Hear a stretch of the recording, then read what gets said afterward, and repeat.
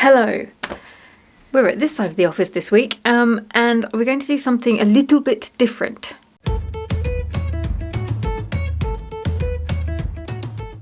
Say a little bit different. I'm going to have a little bit of a rant. That's not different. I often rock up and talk about things that are annoying me. But for once, it's not Etsy. It's nothing to do with running a handmade business. It's clothing and the state of it at the moment. So join me, if you will, while I talk about why the quality of clothing these days absolutely freaking sucks, and how I am bringing in a new product in my spaghetti throwing experiment that I hope will go some way to helping with that problem in even the tiniest little way. But you know, tiny is all I've got. It's something. But first, come join me at my table and ow. It's very cramped in here. We're going to cut out some stick and stitch patches for said product, and we'll do some ranting, shall we? Yeah, let's. Okay then, and here we are. And I mentioned that I was going to be cutting out stick and stitch patches. For those who are unaware what stick and stitch patches are, they're these things. They're embroidery designs that are printed on stabilizer that you can stick onto fabric. You stitch onto said stabilizer and then you wash it away again. And it's a bit like a sticker that disappears after you've done the embroidery. They're very clever. And I make my own. But the only problem with that is that you have to cut them out. So that's what we will be doing now. Well, that's what I'm going to be doing now. And I'm going to be wittering on about the state of clothing at the moment. So we all know about fast fashion. That's not a new thing. It's been around for way too long at this point, and how things are made quickly with a fast turnaround because it's essentially to chase trends and to try and sell as much of a trendy item as possible within a certain amount of time before moving on to the next thing. And so much of that doesn't even get sold. And the problem with that is that it will end up either going to landfill or it will be burnt. And a lot of countries no longer have what's necessary to create these garments en masse. So they outsource this to other countries where conditions are less regulated, shall we put it that way. There's lower labour costs, so it tends to be cheaper. But because of the lower labour costs, it also means that the workers involved in the production of those clothes are either not paid well, and that seems to be the best case scenario. The worst case scenario is then enslaved labour, which is just the fact that it is 2025 and that is still going on. I mean, nothing should surprise me at this point, but yeah. So yes, poor wages, poor conditions, and just flat out cruelty across the board, all so that we can get a t-shirt for cheap. And then there's this one, and this is kind of the one that made me or prompted me to make this particular video. It's the fabrics that are used in order to keep the costs down, the synthetic fabrics. Now don't get me wrong, I know there is an argument for synthetic fabrics such as polyester. And in some cases it can be a good thing. When my daughter was at school a few years ago, jumper from her uniform was actually made out of recycled bottles, and it was a really good quality sweater. It wasn't just made with polyester or recycled polyester though, it was also mixed in with natural fibres as well, so like cotton. So it wasn't just durable, it was also soft and warm, and we'll get to that. The quality was a lot better, is all I will say.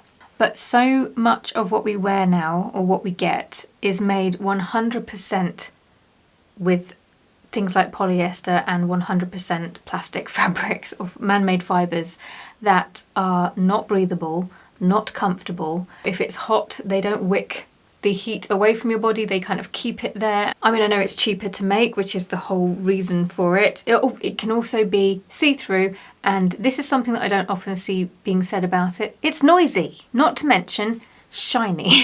You can always tell when someone's wearing clothing made out of polyester because the fabric tends to be quite shiny. But let's just go back to the noisy part. I want to show you my bed covers. A bit random, I know, but these are my bed sheets and they are made with cotton fabric. And they're quiet, they're soft, They're not see-through, they just feel good quality.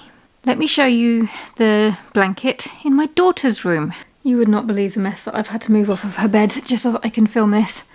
Or maybe you would, I don't know. Anyway, very, very pretty strawberry duvet set. However, can you see that line going down there?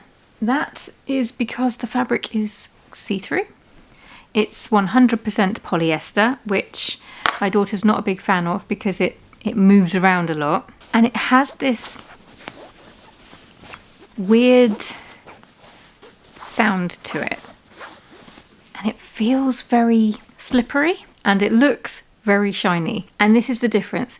Even my daughter has said that she prefers my duvet cover because it feels warmer and softer. And this just feels synthetic. Anyway, back we come. Let's set you down here. Cool.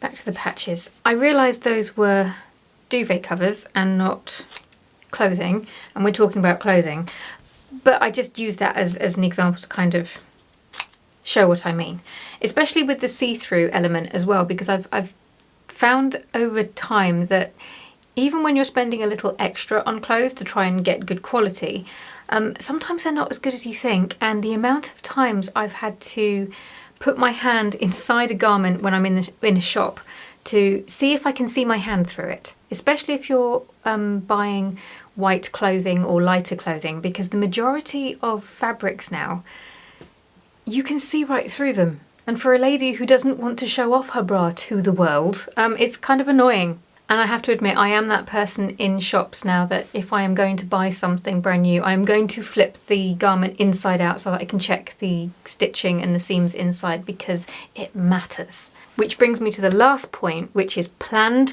obsolescence. Have I said that right? It's when garments are made to become obsolete. Basically, they're made rubbish so that they can fall apart so that you can buy new ones so they can make money. Cheeky, isn't it? Well, cheeky is the nice way of phrasing it, but you know, I can't swear in these videos too often. It comes out occasionally, but I'm going to rein it in today. But I know that a lot of you will be able to relate to this when you've bought a piece of clothing and it either wears out way too quickly or it just loses its shape. That's that. That's what this is, because obviously the more you go through your clothes, the more you have to buy more. You see how that works? And it's not just clothing. I mean, this is just...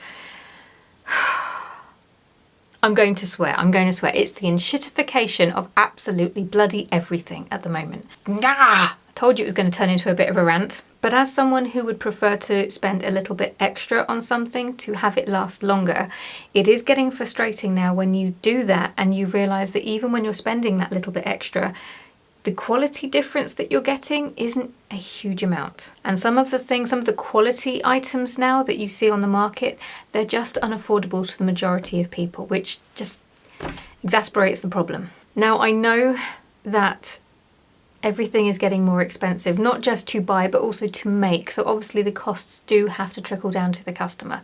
But there is an element of exasperating a problem that already exists just for maximum profits. So I'm not going to go easy on the manufacturers and the brands, because they have a huge part to play in this. But there are so many different factors. Basically, there are so many contributors to the problem, is what I'm saying. So the solution is, well, that's just it. It's not a solution singular. It's going to have to be solutions. Because there's been a number of things that have contributed to this problem, there's going to have to be a number of things that solve it.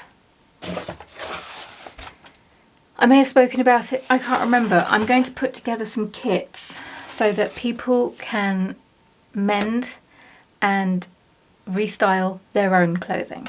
You do need the basics, and I have got basics in mind for this myself. For example, I do think that if mending clothes is your thing, you're going to need denim patches, for example. I want to get some darker denim as well to put in these, but there will be some denim patches. I've got plain, like, white fabric, black fabric. I've also put in some iron-on interfacing, because sometimes when you want to patch your clothes, the fabric that you want to patch it with is quite flimsy in comparison to the fabric of the garment that you're fixing. So you need something like this to get, stabilize the fabric. So you've got, the basics in here, but I also want to make it fun. So I'm thinking about adding a lot of pretty fabrics, pretty little patches. So when I'm thinking of mending, I'm not just thinking about mending from the basic point of view, I'm thinking about visual mending. Basically when you make a statement of your mending. And I just wanted to add some interesting fabric. So you'll recognize some of these. I used the leopard here, and I've got scraps of my vintage fabric that I used for one of the jumpers recently. So I've got some patches with those fabrics, but I always end up with little bits of fabric like this little, can you see this little guy? It's so cute. He's a little guy. Look at it. So cute. Now obviously I don't have patches like this to put in every kit, but then I also found things like this. I have tons of these little patches of flowers, herbs and things, along with all of these stick and stitch patches which I'm throwing around the shop. And I don't know why this makes me so happy, but with these jumpers, one of the selling points was that I was embroidering It's Going to Be Okay on the inner sleeve, and it was in matching thread, so it's just a little secret message just for the wearer. And I thought it would be cool if I included a patch that allowed other people to do exactly the same. Now I can't guarantee that the thread I will be providing will be an exact match, but it's easy enough to buy some that does match. So there you go. I thought that was kind of cool, and it makes me feel a little bit better that my business can offer something that obviously isn't going to fix this massive problem that we have with crap clothing, but is a product that offers at least something. A product that at least contributes something towards a solution. But obviously the solution has to be multifaceted, and it has to come from, well, not just people like myself or people like yourself. It has to come from corporations, brands, manufacturers. There needs to be regulations, etc., etc. And this is what's within my control. So it makes me feel good. It makes my little hippie heart smile anyway. Although I am going to have to wrap the embroidery floss around these bits of card nice and neatly, because just shoving it in the box like this is making me feel a little itchy brained. In fact, everything could possibly be organised a lot better. I'm not going to get into that. This is a spaghetti product, and the whole point of my spaghetti products is that I start off basic so that I can test the waters before I start throwing a lot of time and money at packaging and organisation and the stuff. But that is where I'm going.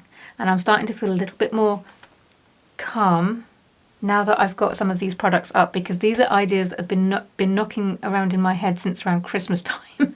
And it's now the middle of February at the time of filming. So that's 2 months.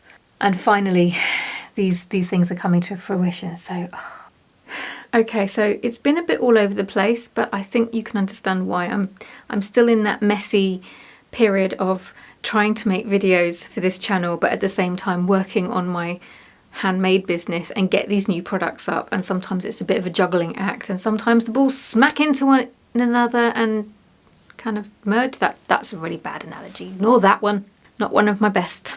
But if you are someone who mends your own clothes, upcycles, I would be curious to know what you think is missing from that pack, from a mending your own clothes point of view. I'm aware of things like buttons and ribbons and trims. I don't want to fill up the kit with just random stuff that's not going to be used. So I was trying to focus on things that will actually be useful. Even the fabrics, the brightly coloured fabrics, I've done small patches because I'm thinking about the way that they will be used for mending holes, but only if somebody wants them to be noticed, that kind of thing. But if there's anything I've missed, I would be really curious to know. Or anything, if you've bought a kit in the past and it's been missing something that you thought would be really useful, let me know. And hopefully by the time this video goes up, they will actually be in the shop. But because there's also a chance they might not be. I'm hoping that they will be, but we shall see. It's bloody chaos here at the moment. And on that note, I'm going to go and make some lunch because my stomach has been making an awful lot of noise, and it's going to be interesting trying to edit that out of the video. I'll see you next week. Ta-ra. Did you see it? I told you I was going to play hide the womble again.